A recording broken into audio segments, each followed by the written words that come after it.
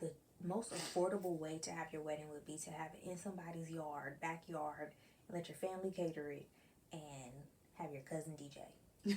Welcome back to another wedding video with T and L. All right, today's video is going to be about finding a wedding venue right on a budget. Right, exactly, on a budget. All right, so we found our venue pretty quick, and a lot of people were asking like, how the heck did y'all do that? Right, did you find your venue and everything so quick? So we're gonna share with you a few tips and tricks just to getting the most for your budget, whether you have a really big budget or a smaller budget. We decided to have our wedding within a budget where we could pay for it completely outright without getting loans or family help or having to save for years to do it, or without like going into debt for it, you know. Yeah, because weddings can be kind of expensive. And we want it to be more about the marriage and not just the show. Tip number 1 is decide what do you need, right? Your guest number or guest count is the first thing you need to decide, so that you know what type of budget or venue you need for the capacity. Right. So if you are trying to be on the more affordable side, go with a smaller wedding, obviously, because that's going to give you a little bit more leniency with trying to find a place and staying within a smaller budget. But if you know you have a big family, then your budget just has to increase a little bit. For sure. The next thing that you need is you need to find location. What location works best for you, and also what location works best for your budget. And don't forget, we're going to go back to the budget like very, very often. Right. So you need to find the location that fits within your budget, because a lot of places are beautiful, but it might not be in everybody's budget. Right. So you need to know, like, for instance, we are outside of Dallas, and there's a million venues outside of Dallas. So we could have went North Dallas, South Dallas, East, West, all the small towns surrounding the city. So we just needed to decide what part of the city that we wanted to be in for us. We were real lenient on what part of the city. We knew that we didn't want to be like in one of the small cities outside of the city, because we had people already coming in town, and we didn't want them having to travel outside of the city to a smaller town. If you already live in a small town, that might not be an issue. But if you live in a bigger city, your options, or close to a bigger city, then your options increase. But that also makes it a little more difficult to, like, narrow it down. Yeah, for sure. Whether you want it to be indoor or outdoor. That's big. Especially, I would say you need to pick a time of year first to know whether indoor or outdoor would be best. So we getting like to the fall, winter months, and because we're in Dallas, like sometimes an outdoor wedding wouldn't be a good idea at this time of the year. But like summer might not also be a good time for an outdoor wedding. Not saying that you can't do it. If you're cool with it, then right. That's your cup of tea. Right. That's definitely not for me. Us. Right. So we live in the South, so it's hot for a lot of the year. And then you have this little small portion of the year where it feels great. It feels wonderful. So if you're trying to do something outside, we decided that we would never. We're not doing anything outside because the weather in the South is just too unpredictable. It can rain in the morning, it can snow in the afternoon, it can be 90 degrees by nightfall. So so it's not for us. Whether you're trying to do your wedding all in one, meaning are you doing your wedding and reception at the same place? Are you trying to have your ceremony at a church and then your reception at another place? Or how are you going to do that? Because some places don't have the capacity to do it. So you have to decide if that's something that you want. We decided to do all in one. So we decided to find a place where, because our family is already traveling, so just cut down on the travel time on the day of, to do a venue that was able to handle a reception and a actual ceremony in the same place. Right. So that, I think that helped us a lot. It also helped us stay within budget because we didn't have to worry about getting a limo to take us from or any type of transportation to take us from the ceremony space to the reception space and also the bridal party. And then what would our guests do? And then you have to pay for both rooms. So we cut down on all of that confusion. One room stays in budget. Do you need vendors? So picking a venue, most venues have like options where you can add on things if you use vendors that they have ties with. Okay, some venues provide things themselves, where they have like an all-inclusive package where, for instance, where I could pick a package that has a DJ, catering, or decorations all in one. Then there's also places where they offer you the space, the tables, and the linen, and that's it. But then you have to get other things. You have to bring in your decorator. You have to bring your event planner. You have to bring your DJ, your caterer. So there's options both ways.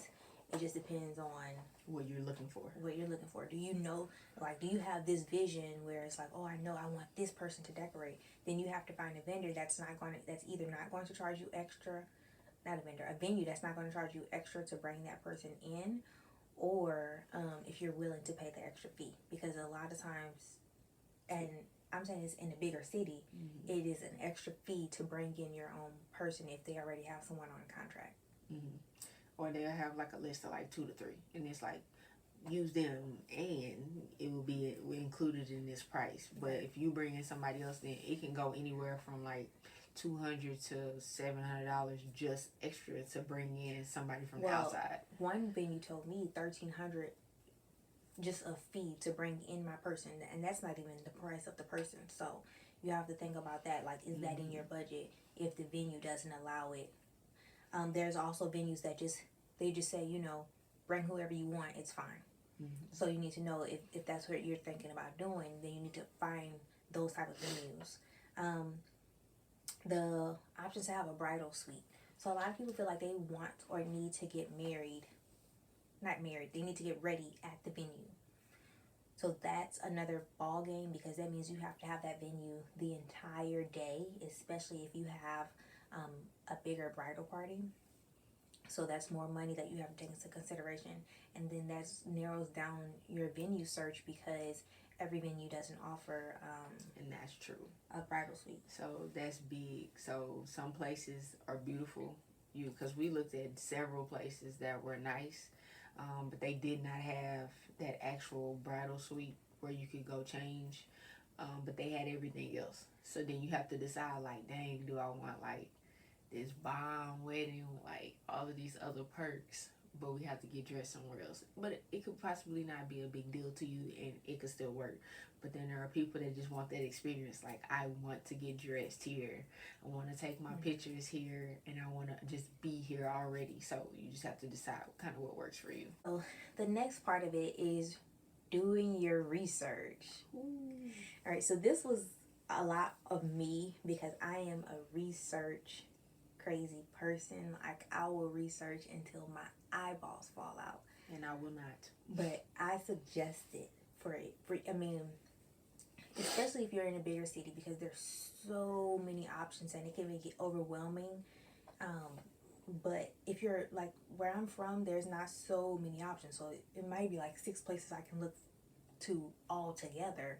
Whereas in DFW, there might be like 100, 150 places that I can just look at, or more, just to get married. So probably more. Way more. But I'm just saying, like, that's a lot of places. So do your research. Once you know exactly what you need, so make that list first before you start researching places. That way you can know, okay, immediately this place doesn't have what I need, or this place does, this place doesn't. So you can have a focus, right? You don't get overwhelmed. So when you're doing research, you're researching the different type of venues and their prices. So that way you can start creating a list so that you can begin to compare prices. And that's big to help you, especially if you know you have a budget, and especially if your budget is smaller. because it'll help you weed off some places that are just not gonna work, because they have some venues that the price just starts out just before you include any of those extras that we just talked about, that are already in the double digits for thousands just for the venue itself. Right. So you kind of get an idea of like, okay, this is the type of venue I can have, this is the kind of venue that I can't have, and then you get your list narrowed down, and then you just work out those particulars of things that are important to you. Right. So one thing that really bugged me when I was looking is that a lot of places don't put their prices online. You have to call in or set an appointment to get their prices, because they're trying to get your business. I focused in a lot on places that showed me prices online. But then I dedicated, because then it'll be crazy. They don't offer their prices, but then they close at 5 o'clock. So if I got off work, then I can't call or I can't go. So it was really hard for me. So I would say dedicate, know which ones that you want to call. Like if they don't offer their prices online, know, okay, these are the few numbers that I want to call, and call them on your lunch break, or call them early in the morning, or as soon as you get off work, when you get 15 minutes, so that you can say, hey, this is my email. I don't have time to come in, but you can send me your packages online. And a lot of them, they'll go ahead and send you an email. Someone will say, oh, come in. So the one that we ended up choosing did make us come in to get prices. They don't give prices over the phone, and they don't give prices online. But we'll get into that a little bit. Yeah. So once you do your research, the next thing is defining your budget. So you kind of knew at this point on the first step of what you wanted your budget to be, but after you've gotten your package prices from a couple of venues that offer the things that you know that you need, and honestly for us, there were things that we wanted, but we started ticking some of those things off. Like, do we actually need it, or is it just a want?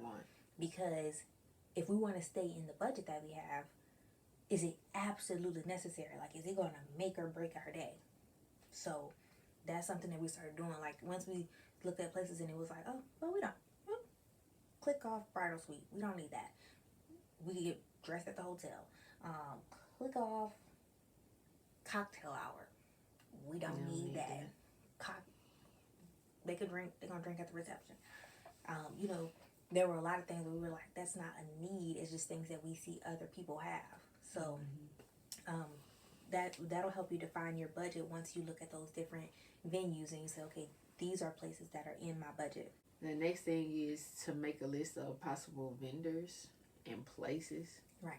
So, meaning once you've done your research, you've made your budget, now define your list. So make a list of, I say 3 to 5 places at most. Period, to go look at, because you should have already weeded out a lot of stuff based off of the information you got and pricing you got over email or phone, or just things that you were looking for, like just period. You saw the pictures, you didn't really care for the venue or things like that. I think we had like 5 places total, and then we went to go look at them, and immediately when you walk in, you'll be able to narrow it down to at least your top 2 to 3 out of those 5, and then I think after that it just comes down to what made you feel good when you walked in. Right. So vendors, meaning if you aren't looking for a place that provides everything all in one, then you need to start looking at comparing the prices. What's the price of bringing in all of your separate vendors, your DJ, your caterer, your photographer, your event planner, what else?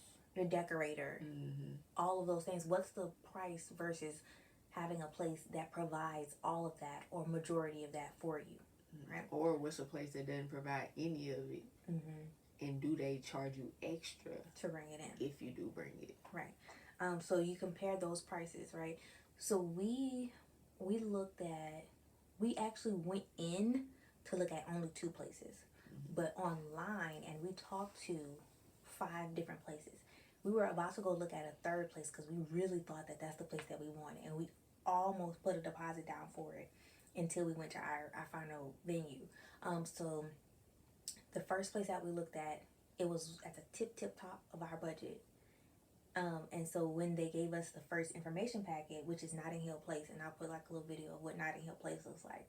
We went and, well, we didn't go. That was my dream place. That's a place that I thought that I needed. Like, I wanted it so bad, right?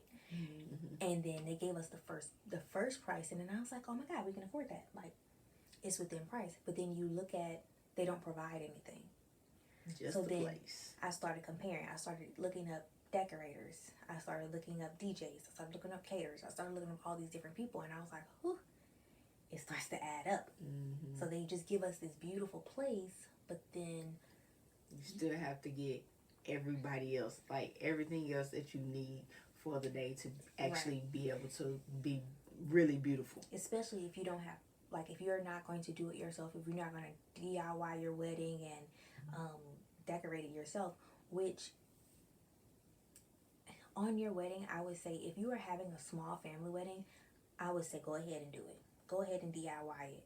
But if you are having a bigger wedding, and we are having a bigger wedding, it's so much stress and hassle. And I am DIYing everything that I possibly can. But when it comes to like the venue, that's just something that I couldn't do. The most affordable way to have your wedding would be to have it in somebody's backyard, and let your family cater it, and have your cousin DJ. That is the most efficient way to do it. But if you're trying to look for something that's, a little more luxe, but you're staying in the budget, then that's how you do that. So I would say, so looking for vendors, the first place that we looked, and we did hire some people off of here, is Thumbtack. So Thumbtack is a good service. You can find photographers, caterers, officiants, decorators, bakers, anything that you need on Thumbtack. Makeup artists, hairstylists, everything that you need on Thumbtack.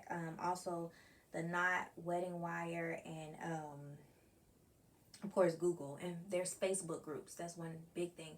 Facebook groups, if you look in your city or the nearest big city around you, there's Facebook groups of, so there's a Dallas Brides or Dallas Weddings Facebook group, and you can enter it, and they'll tell you like great vendors, or this person was great to use, this person wasn't great to use, like, so you can get a lot of insight from just joining one of those groups and looking to see who other people use and what their price ranges were. Check Unconventional Venues.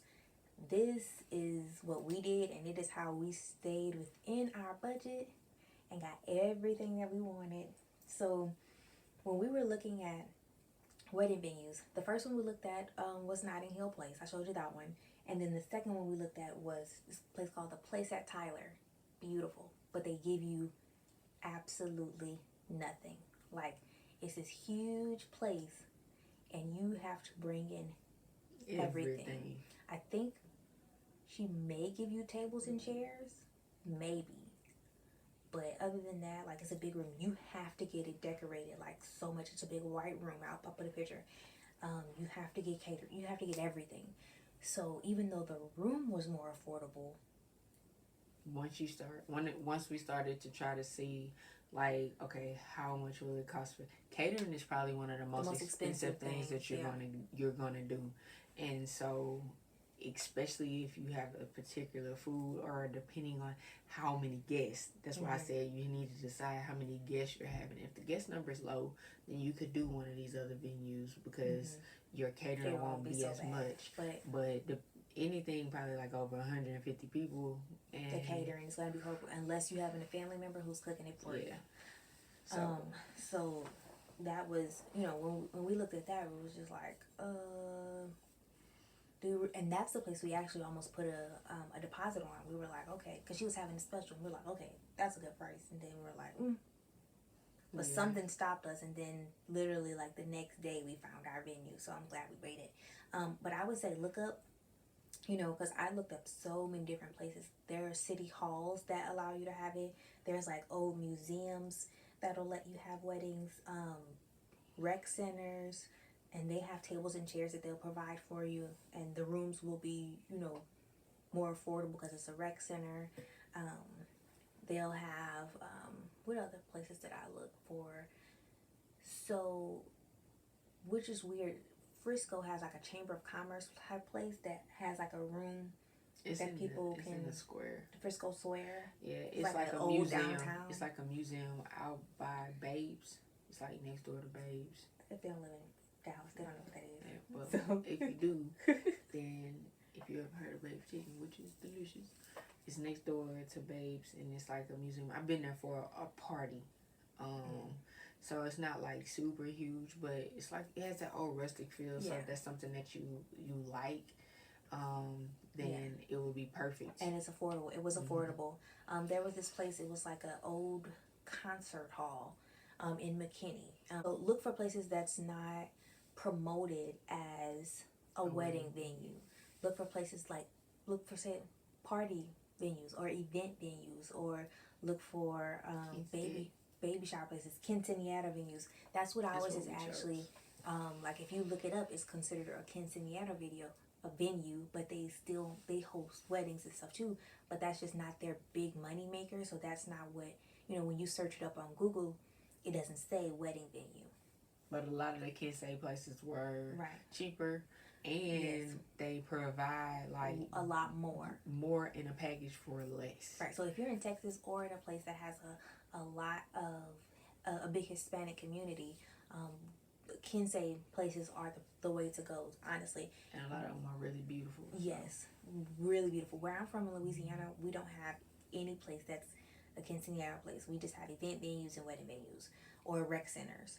But in Texas, there's like maybe just as many quinceañera venues. So going that way, we found 2 quinceañera videos, and I don't know what prompted me to look up, but we both teach. Well, she's a teacher. I used to be a teacher, and one of my students were like, "Oh, they were talking about the quince," and I was like, "Let me look and see what these quince places are." So I started looking them up, and so many came up, so many more options than wedding venues. And when I started seeing the prices, I was like, "Oh my!" Like I got so excited. You say what now? Like it was like thousands cheaper, and they offered so much more. Yeah. I was like, okay, this might be the way to go. Because even like they basic packages, like a basic package, a basic room, because that's what we were going with at first. And what was like the price on it? It was like $3,000. No, it was like $2,500. Yeah, but we added a few extra things, and I think our total was like $3,000. That was with us adding something, but it for the most part came with everything. Still DJ, catering, like the decorations, like it would be a place for a bar, like everything. So like I was just like, yo, that is insane to me. Right. And so that is, make sure you check in other places other than just wedding venues. Make sure you go to look at your top 3 to 5. So I wouldn't waste your time using your Saturday or Sunday or even your afternoon when you get off work going look at a million different places, 10 different places. It gets overwhelming. Like you see too much, and it kind of bogs your mind, like it clouds your judgment, and it's like, well, I love that one. Now I get here, and I'm like, ooh, I love this one. So, like I said, we actually looked only at 2, even though we had already made our mind up when we had saw the other one online, because we were like, oh my God, this is perfect. But then when you get somewhere else and you actually get to see what they have and what they offer, they were very like helpful. They let us see like all of great. Yeah, they let us see all of the different options, like from the small room, the medium room, from the big room, and then showed us actually what it looks like when it's set up. So like there was like parties already set up, so they were like, this is what we can do, these are the colors, like things like that. And it was just, I don't know, it's just awesome. Like they did their job on the sales part. Like they sold it to me, because I'm not gonna lie. I walked in and I was like, we had looked at another place, and I was like, oh, it's cool, like we can do it. Yeah, we looked at one quinceañera venue before there, and I'll show you that one. I'll put it on the screen, and it was nice. It was nice. They offered all of the same things as this one. It was nice. The price was just a little bit more because of location. Because of the location. And that's another thing. So if you're in a big city, we were right in the middle of Addison, and that's like a big part of Dallas. But we went a little bit on the outskirts, not even on the outskirts, like the edge of the edge of Dallas, and the price went down hundreds of dollars. And so we And in my opinion, it was nicer. I mean, just honestly, it was more of a clean feel, like from outside to inside. Like, so like I'm real. I wouldn't necessarily say I'm basic, but I just like that feel of like, I could walk in here and it just looks like it's up to par. Like, it's nice, Everything is in its place. It looks pretty. Like, they sold me. And up to the place, and I looked through the window. We had just left the other place, and we pulled up to this place because we were rushing. They were about to close, and even if they were about to close, I'll say customer service was great. They stayed in there with us for another hour. So we walked in, and when we were pulling up to park, Eb said, "This is it. I'm done. Yep. This is the place." And just because the presentation from just the outside, like they had the window decorated where you could see into the ballroom, and it was like one of those things where like presentation is everything. Like what people first see, I think, kind of makes or breaks something. Like the other place was cool, but this place, just from me driving up to it and like being able to see in the window and just seeing the decorations, I was like already sold. But honestly, so what made it for us was the prices, because when we were looking at it, we were like, oh my goodness, we can't afford this. Yeah, we were walking around, we were like, we cannot afford this. And then they were telling us what they offered, because they show you the price last. They tell you what you offered and, what you could get, how this decoration looked, what that bartender do. They offer coffee bar, they offer the DJ, they offer the caterer, they offer decorations. We were like, this is going to be like $20,000, $15,000, like $30,000. When they gave us the packages, I like mouth dropped.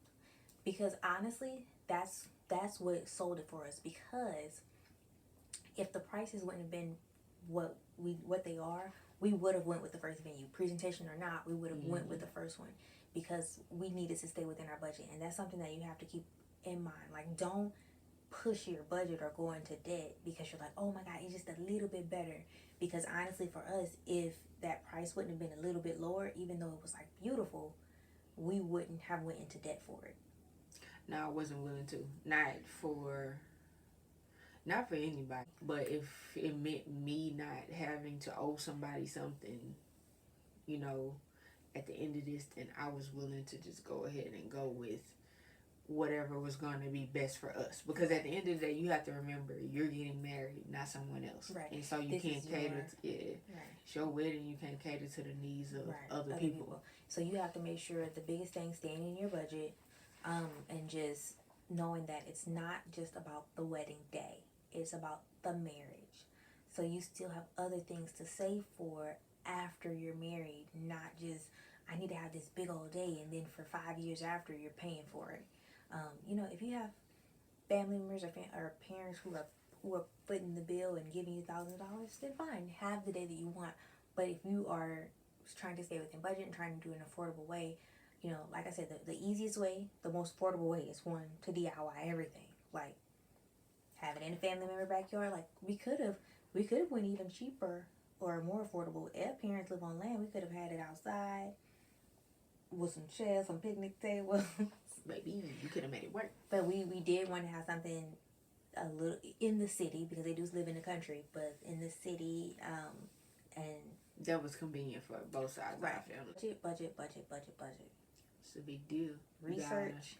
Gotta, if you want it to work, like I said, you have to know what you need, and not just, do I want everything? Because you can add in some of your wants as you go, but you need to make sure that the needs are met, and then the wants come after. You can add in if you have a little extra money. But the day should be about you. So it should be special whether you have it with 3 people or 300 people. So we aren't going to show y'all our venue until our wedding day, so stay tuned for that video. But I did show y'all, like, if you on the screen I did put one of the rooms that our place offered, but I didn't show you our place. So you have to wait till the wedding to see our place. Dang, you gonna give them a sneak peek like that? I don't know. I don't care. I'm not telling y'all where we get married at until the wedding day, unless you on our wedding list. And so stay tuned for that video. But next, let us know what video you'd like to see next about our wedding, we vlog just about everything about it. So yeah, just stay tuned. We'll hit you with some good stuff. All right. So make sure to like, comment, subscribe, and let us know how you found your venue. Or, you know, if you have any other questions about finding a venue or staying in budget or other little websites that you can use to find them, Man, spam the comments. We want to know. Or on Instagram, and I'll put both of our Instagrams down below. For sure. All right. Stay safe. Wear your mask. For sure.